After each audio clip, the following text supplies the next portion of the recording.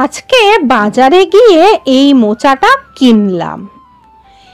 এইবার মোচাটা ছাড়িয়ে নেওয়ার আগে হাতে ভালো করে সর্ষের তেল মাখিয়ে নিলাম। মোচার পাপড়িগুলো খুব ধীরে ধীরে একটা একটা করে ছাড়িয়ে তার ভেতরের ফুলগুলো বের করতে হবে। প্রত্যেকটা ফুলের ভেতরে একটা করে দেখো কাঠি আছে, এই কাঠিটা ফেলে বাদ দিতে হবে। আর নৌকার মতো একটা ছোট জিনিস আছে, সেটাও ফেলে বাদ দিতে হবে। আর আগাটা ফেলে বাদ দিতে হবে। এইবার এইভাবে কুচিয়ে নিতে হবে। যত ভালো কুচানো হবে মোচা, তত তাড়াতাড়ি সেদ্ধ হয়ে যাবে। দেখো মোচাটা আমার কত সুন্দর কুচানো হয়েছে। এইবার মোচা কুচিয়ে সব সময় একটা জলের মধ্যে রাখতে হবে। আমি এই গামলার জলের মধ্যে রেখে দিয়েছি। আর প্রত্যেকটা ফুলের মধ্যেই কিন্তু একটা করে কাঠি থাকবে। অবশ্যই ওই কাঠিটা কিন্তু বাদ দিতে হবে, না হলে ওটা খাবার সময় মুখে ফুটে যায় আর সত্যিই তখন খুব অস্বস্তিতে পড়তে হয়। তাই কাঠিটা কিন্তু অবশ্যই বাদ দিতে হবে। মোচা কাটা খুব ধৈর্যের ব্যাপার, কিন্তু মোচা রান্না হওয়ার পর সেটা খেতে লাগে অসাধারণ। তাই যতই খাটনি হোক, এইভাবে মোচা কাটলে মোচা রান্না করার পর খেতে ভালো লাগে।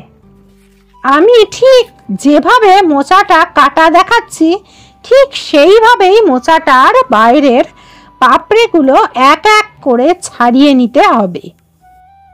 আর হ্যাঁ, বাজার থেকে যখন মোচাটা কিনেছিলাম তখনই বুঝেছিলাম মোচাটা একদম টাটকা, যা রান্না করলে জমবে ভালো। মোচাটা এইভাবে যখন ছোট হয়ে আসবে তখন একেবারে বটি দিয়ে কুচিয়ে নিতে হবে। এবার মোচাটাকে আমি 4টে ভাগ করে নেব, নিয়ে সুন্দরভাবে কুচিয়ে নেব। এখন কিন্তু মোচাটার ভেতরে যে অংশটা সেটা কিন্তু সাদা অংশ, লাল যে অংশটা সেটা কিন্তু আর নেই।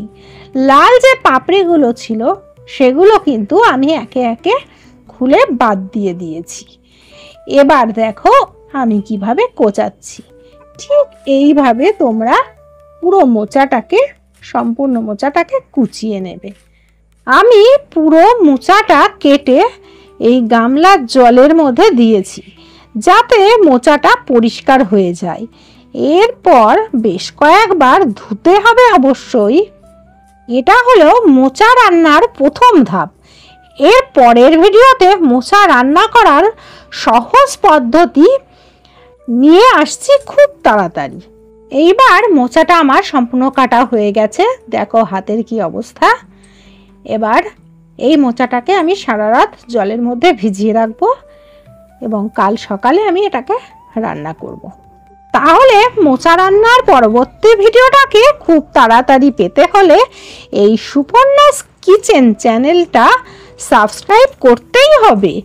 আর যদি এই ভিডিওটা ভালো লাগে তাহলে অবশ্যই লাইক, শেয়ার আর কমেন্ট করে দাও।